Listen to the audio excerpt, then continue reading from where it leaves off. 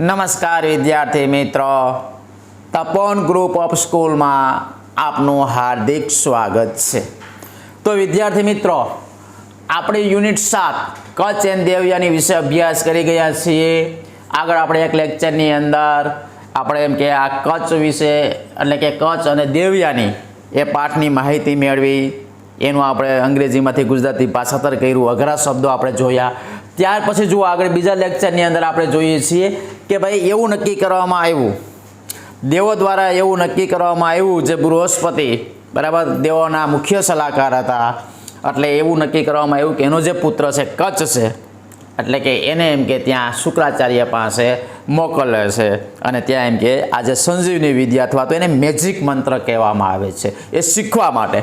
ચાલો ત્યાર પછી જો આપણું શરૂ થાય છે અને પછી એને જે કચ્છ એને એમ કે એ લોકોને વચન આપ્યું, એટલે કે એના પિતાને એમ કે દેવોને કે ભાઈ હું એમ કે તમે મને જે કાંઈ કાર્ય સોંપો છો એમાં એમ કે હું એ કાર્ય શ્રેષ્ઠ રીતે કરવા માટે હું પ્રયત્ન એટલે કે હું પ્રયત્ન કરીશ એવું એને વચન આપ્યું અને પોતે આ કચ્છ છે એ એમ કે શુક્રાચાર્યના આશ્રમમાં પહોંચી જાય છે। જુઓ ત્યાર પછી આગળ, ઓ ગ્રેટ ટીચર, અરે મહાન ગુરુજી, અહીંયા ટીચર એટલે ગુરુ જેવો અર્થ લેવાનો। ઓ ગ્રેટ ટીચર સેડ કચ્છ, કચ્છે કહ્યું, આઈ એમ કચ્છ, હું કચ્છ છું, ધ સન ઓફ બૃહસ્પતિ, હું કચ્છ છું તો કે ધ સન ઓફ બૃહસ્પતિ અથવા બૃહસ્પતિ, કે ભાઈ હું બૃહસ્પતિનો પુત્ર કચ્છ છું। I want to be your student, I want to be, want એટલે ઈચ્છું, ટુ બી એટલે થવું અથવા બનવું, હું તમારો શિષ્ય અથવા વિદ્યાર્થી। કારણ કે આ જે જૂના સમયની અંદર જે આપણા જે આશ્રમ વખતની વાત છે, એટલે ત્યાં ગુરુ અને શિષ્ય એવા શબ્દો પ્રયોગો વપરાતા, અત્યારે શિક્ષક અને વિદ્યાર્થી, પરંતુ આપણે તો એ સમય પ્રાણની વાત કરવાના છીએ, મહાભારતના સમયની વાત છે, તો ત્યારે બધા આશ્રમો હતા, જેમ અત્યારે સ્કૂલો છે, ત્યારે એવા આશ્રમમાં રહીને વિદ્યાર્થીઓને ભણવાનું હતું, એટલે ગુરુ અને શિષ્ય। તો કે આઈ want to be your student, હું તમારો શિષ્ય બનવા ઈચ્છું છું। આઈ એમ ઈગર, ઈગર એટલે આતુર, ટુ ગેઇન એટલે પ્રાપ્ત કરવું, નોલેજ, નોલેજ એટલે જ્ઞાન, of Sanjivani vidya, at your feet, તમારા ચરણોમાં। જો ફીટ એટલે પગ થાય, પરંતુ અહીંયા ચરણ એવો અર્થ લેવાનો, તો કે આઈ એમ ઈગર, હું આતુર છું, ટુ ગેઇન એટલે પ્રાપ્ત કરવા, નોલેજ ઓફ સંજીવની વિદ્યા એટલે કે સંજીવની વિદ્યાનું જ્ઞાન। જો આ સંજીવની વિદ્યા એટલે શું? આ મેજિક મંત્ર છે, સંજીવની વિદ્યા છે, એ બધા એ જે શબ્દો છે તો કે એના અર્થ એવો થાય છે કે ભાઈ મરેલાને સજીવન જીવતા કરવા તો સજીવન કરવા, આ સંજીવની વિદ્યા ખ્યાલ એવો, અથવા તો મેજિક મંત્ર। તો કે હું એમ કે તમારા ચરણોમાં સંજીવની વિદ્યાનું જ્ઞાન લેવા માટે આતુર છું। Are you the son of Brihaspati, શું તું બૃહસ્પતિનો પુત્ર છે? આક્ષ શુક્રાચાર્ય, શુક્રાચાર્યએ પૂછ્યું કે ભાઈ તું બૃહસ્પતિનો પુત્ર છે? એટલે શુક્રાચાર્ય એને પૂછ્યું, ઇફ સો, એવું છે કે what can I teach you that your father can't. જુઓ હવે એને પ્રશ્ન કરે છે કે ઇફ સો એવું છે તો કે what can I teach you, હું તને શું શીખવી શકું, ધેટ યોર ફાધર કાન્ટ, જે તારા પિતાજી તને ના શીખવી શકે, એ એવું તને હું શું શીખવી શકું। એટલે કે શુક્રાચાર્ય કચ્છને આવો પ્રશ્ન કરે છે, શું કરે છે ખ્યાલ એવો, એનીવે ગમે તેમ હોય, you have come to me in search of knowledge, in search of એટલે નિશોધમાં, ગમે તેમ હોય, you have come to me, તું મારી પાસે આવ્યો છે, ઇન સર્ચ ઓફ નોલેજ, જ્ઞાનની શોધમાં। શુક્રાચાર્ય શું કહે છે કે ભાઈ ચાલ ગમે તેમ હોય, એને પ્રશ્ન કરે છે કે તારા પિતાજી તને ન જે શીખવી શકે એવું હું તને શું શીખવી શકું। કારણ કે શુક્રાચાર્યને ખબર નહોતી કે આ લોકો આવી રીતે એમ કે આને સંજીવની વિદ્યા શીખવા માટે મોકલેલો છે, બરાબર। એટલે શુક્રાચાર્યને તો શું હોય, ગુરુ હોય અને શિષ્ય ગમે તે હોય, હવે એને જ્ઞાનની ભૂખ હોય, હવે એને પછી કંઈ જોવાનું હોય નહીં, કોઈ જાતિ કે ગમે તે હોય, બસ એને જ્ઞાન પીરસવાનું હોય। તો અહીંયા ગમે તેમ હોય, તું એમ કે મારી પાસે જ્ઞાનની શોધમાં આવ્યો છો, તો આઈ શેલ બી હેપી. હેપી એટલે હું ખુશ થઈશ to help you in vote ever way I can. જે રીતે હું તને મદદ કરી શકું એ રીતે મને એમ કે તને મદદ કરવામાં આનંદ આવશે, ખુશી થશે. શું કહે છે? આઈ shall B happy to help you. હું તને એમ કે મદદ કરીને એટલે કે મને ખુશી થશે in vote ever way I can. જે રીતે હું તને મદદ કરી શકું એ રીતે તને મદદ કરવામાં મને આનંદ આવશે અથવા ખુશી આવશે. ચાલો ત્યાર પછી જો I shall be at your service from now on. અત્યારથી હું તમારી સેવામાં જોડાઈ જઈશ. શું કહે છે કે ભાઈ I shall be at your service from now on. અત્યારથી હું તમારી સર્વિસમાં એટલે કે હું તમારી સેવામાં જોડાઈ જઈશ. સેડ કચ્છ. કચ્છે કહ્યું. આ ભાઈ છે આશ્રમમાં પહોંચી ગયા અને પછી કીધું અત્યારથી જ બોલો હું તમારી સેવામાં. હવે જુઓ દીકરાઓ, પહેલાંના જે આશ્રમની જ્યારે આપણી જે શાળાઓ ચાલતી હતી બરાબર, આશ્રમ જે શાળાઓ ત્યારે એવું કોઈ અત્યારના સમય પ્રમાણે નહોતું. ત્યાં જઈને તમારે તો પહેલાં ત્યાં સેવા કરવાની હોય બધી. ત્યાં ટૂંકમાં સેવા તો હું ત્યાં બધું કામ કરવાનું હોય. શું ત્યાં બધું આશ્રમમાં રહીને દીક્ષા બી લેવા જવાની હોય. જો કે એ તો બધા રાજાઓને પૂરું પાડતા, લાકડા લેવા જવા, આ તમે બધું ઇતિહાસ જાણો છો. લાકડા લેવા જવાના હોય, સફાઈ કરવાની હોય, બધું જ કામ ત્યાં આશ્રમમાં રહીને કરવાનું હોય છે. કોઈ 5 વર્ષ રોકાય, કોઈ 10 વર્ષ, 20 વર્ષ સુધી. ટૂંકમાં તમને બધા જ પ્રકારનું જિંદગી જીવવાનું જ્ઞાન ત્યાં મળી જતું હતું. શું દરેક પ્રકારનું તમને ત્યાં જ્ઞાન છે ગુરુજી આપતા. અને ત્યાં આ જે બધી વસ્તુ જે પરંપરા હતી ત્યાં રહીને તમારે બધા જ કામ કરવા પડતા.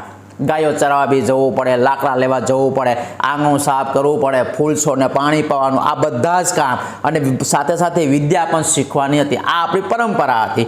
અને અત્યારે કેવું છે, કદાચ કોઈ છોકરાઓને ક્લાસ સાફ કરાવ્યો હોય તો પેપરમાં ન્યૂઝના મીડિયામાં આવે, લે છોકરા પાસે આવું કામ કરાવે.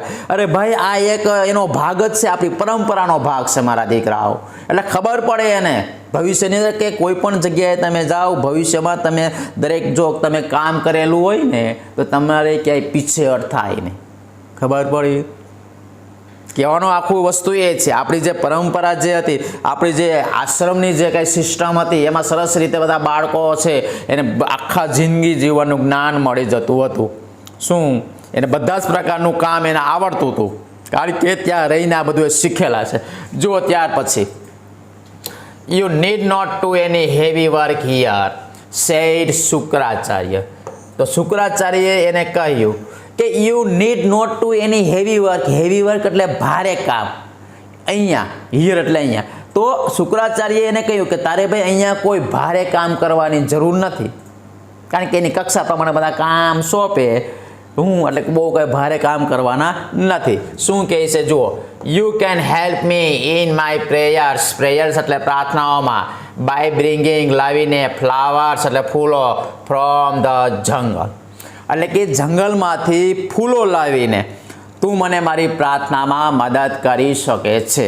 જો પહેલી વસ્તુ એ ખ્યાલ એવો તો પહેલું કામ એ કરવાનું કે ભાઈ જંગલમાં જાય અને એમ કે એટલે કે એ ગુરુની જ્યારે પ્રાર્થના કરતા હોય ત્યારે એમ કે ફૂલો એને લાવી દેવાના. એટલે કે you can help me in my prayer એટલે કે તું મને મારી પ્રાર્થનામાં મદદ કરી શકે by bringing flowers from the jungle. જંગલમાંથી ફૂલો લાવીને તું મને મારી પ્રાર્થનામાં મદદ કરી શકે છે.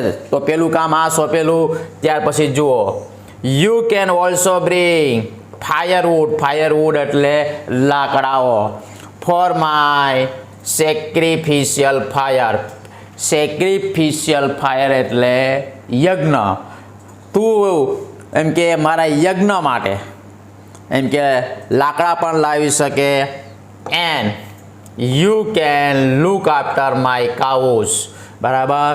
અને એમ કે તું એમ કે મારી ગાયોની સંભાળ રાખી શકે. તારે એમ કે આટલી વસ્તુ કરવાની. બરાબર. જંગલમાં જઈને મારી પ્રાર્થના માટે ફૂલો લાવીને તું મને મદદ કરી શકે. પછી હું જે આ યજ્ઞ કરું તો યજ્ઞ માટે તું એમ કે લાકડા પણ લાવીને મને મદદ કરી શકે. બીજું કે તારે એમ કે મારી ગાયોની સંભાળ રાખવાની છે. અને tech them out for grazing એટલે ચારવા માટે તારે એને બહાર લઈ જવાની. એન્ડ બ્રિંગ ધેમ બેક અને પાછી એને લાવવાની. વેન ધે આર ફેટ જ્યારે તેઓ ધરાઈ જાય. બરાબર. જ્યારે તેઓ એમ કે ખાઈ લે.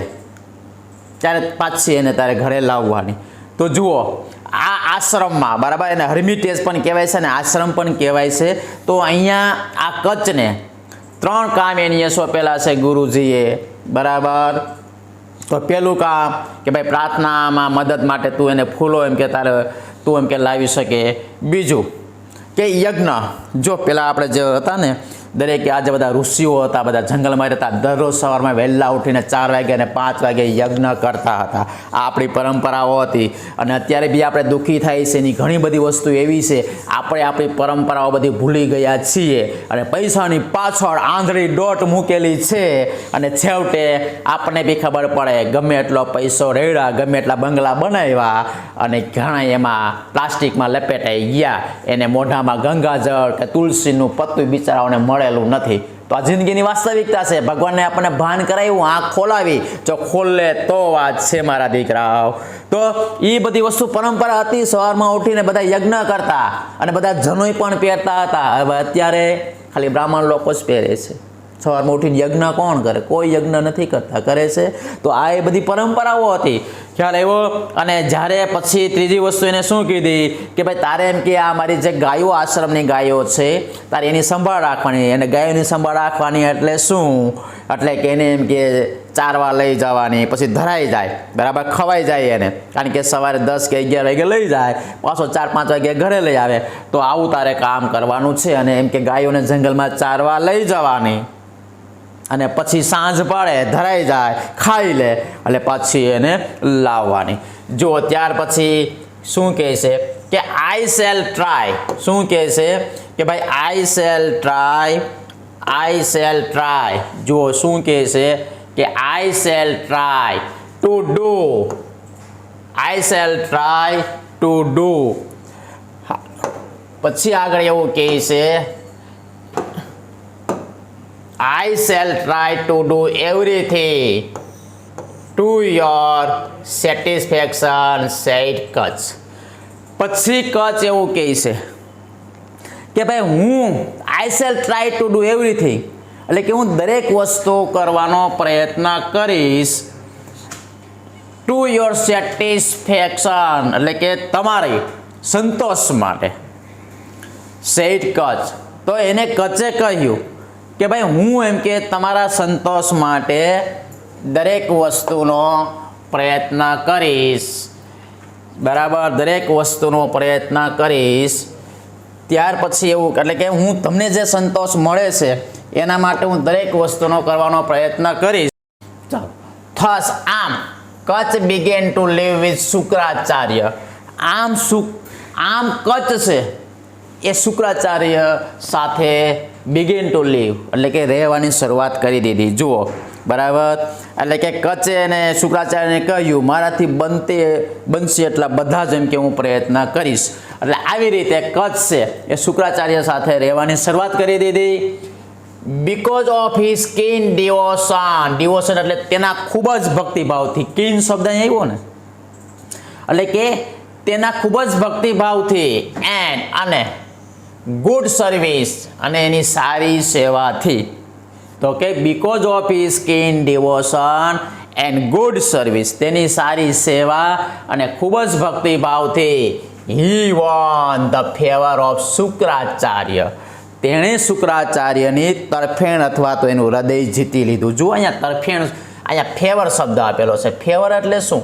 આમ તો હૃદય એવા અર્થની અંદર આપણે લેવાનું, કારણ કે જે પ્રમાણે શબ્દો હોય ને એ પ્રમાણે ગુજરાતી થાય નહીં મારા દીકરાઓ, ધ્યાન રાખજો. શું? આને ભાવાર્થ ભાષાંતર કહેવામાં આવે છે. અને બીજું સૌથી મોટી વાત તો એ છે કે આપણે બોર્ડની પરીક્ષામાં અંગ્રેજીના પેપરમાં ગુજરાતીનો કંઈ લખવાનો નથી.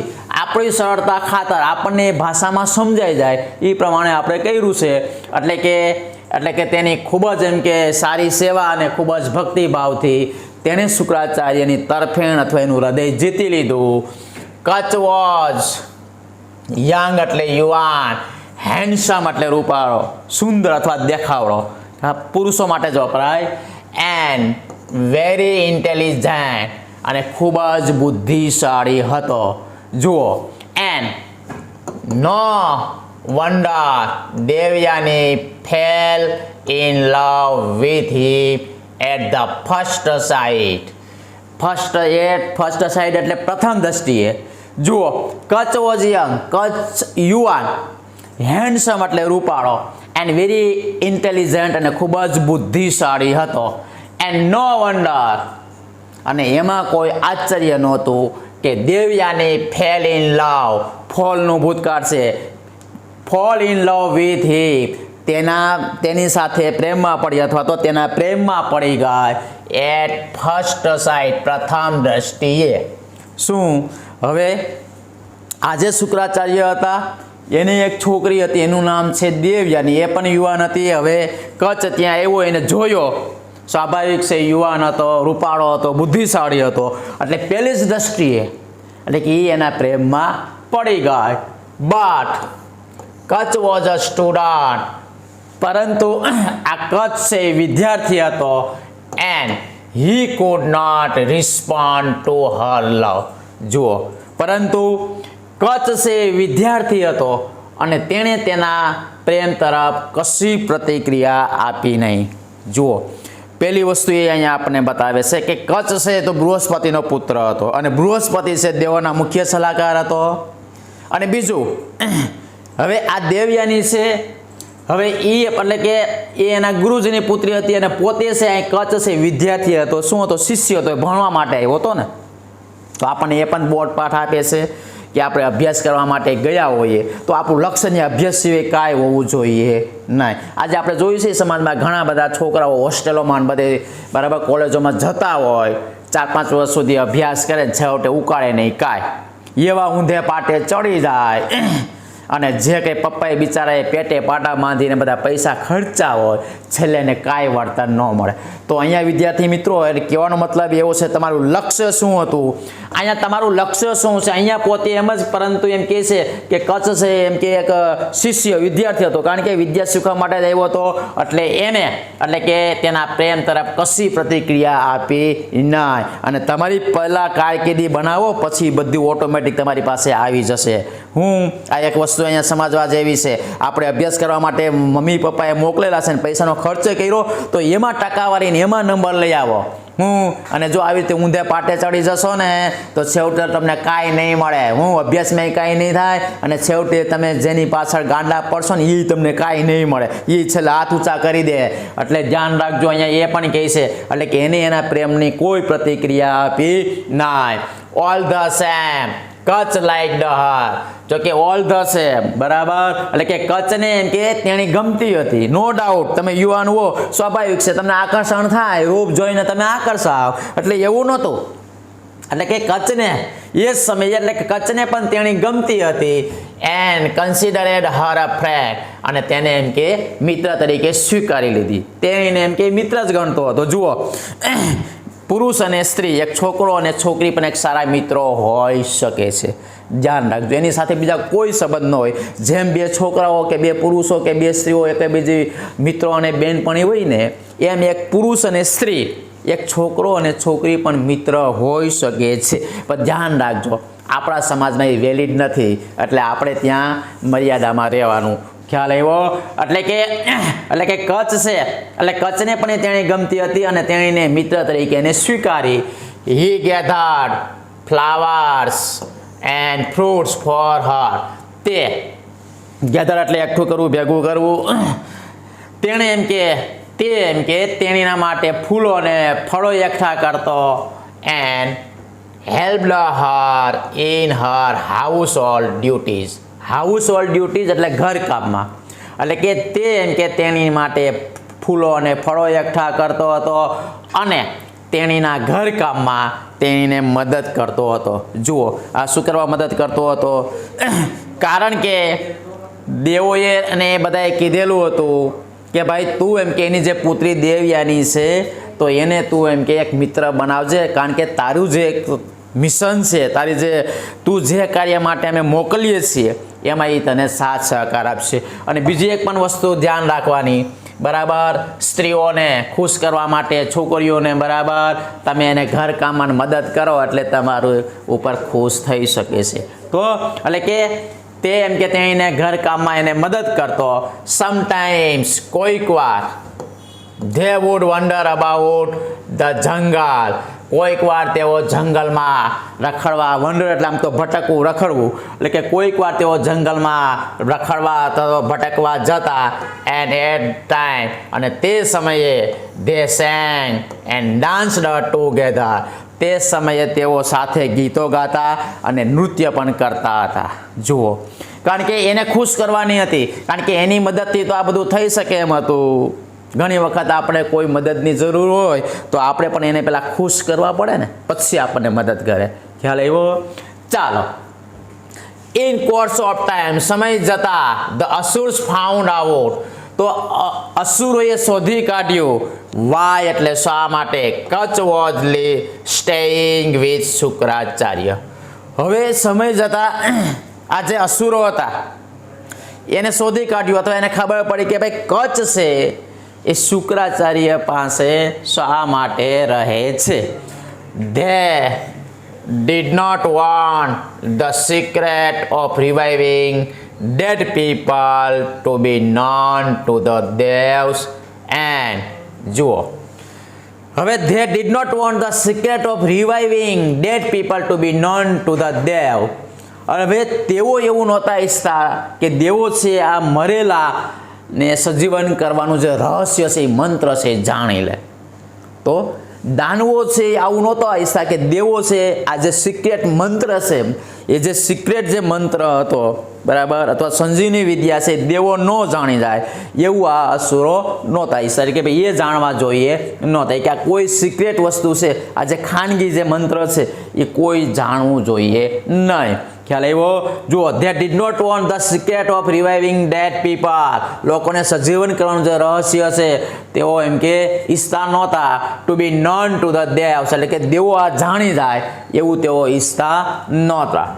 ધેરફોર, તેથી અથવા એટલા માટે, ધે ડિસાઇડેડ, નક્કી કર્યું, ટુ રિમૂવ એટલે દૂર કરવું, કચ ફ્રોમ શુક્રાચાર્યઝ હર્મિટેજ. હર્મિટેજ એટલે આશ્રમ, ફોર ગુડ, હંમેશને માટે. તેથી અથવા તો એ કારણે તેઓએ કચ્છને દૂર કરવાનું નક્કી કર્યું. ક્યાંથી? ફ્રોમ શુક્રાચાર્ય હર્મી, શુક્રાચાર્યના આશ્રમમાંથી, ફોર ગુડ, હંમેશને માટે. એટલે તેઓએ નક્કી કરી લીધું કે ભાઈ આને કાયમી ધોરણે હંમેશને માટે આ કચ્છને શુક્રાચાર્યના આશ્રમમાંથી દૂર કરી દેવો.